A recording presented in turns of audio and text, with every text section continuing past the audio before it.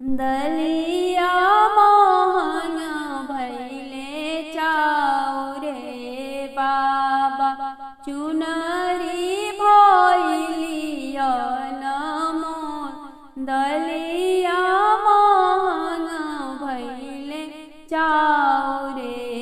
बाबा चुनरी भैलिया नमो एक चुटकी से की कारण बाबा छुटी गईले देशवा तोहार एक चुटकी से नूरा की कारण हे बाबा छुटी गईले देशवा तोहार के तोह के दिहले बेटी अन धन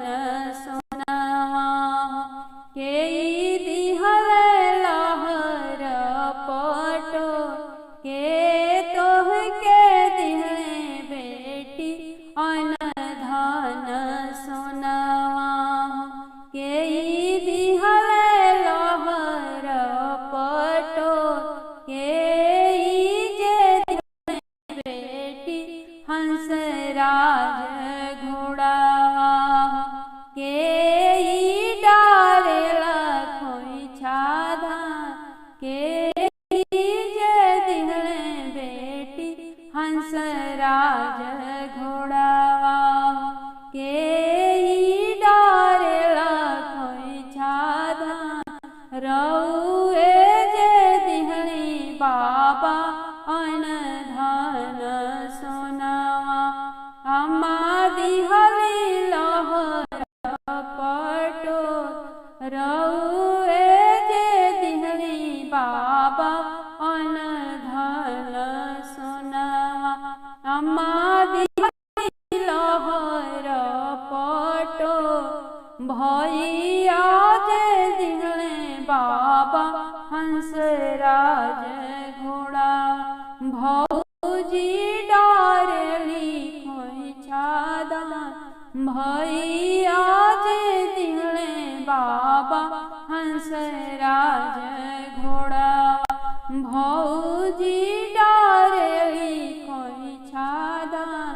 बाबा के अन धन बेची खोची खाई फाटी जई है लहर पटो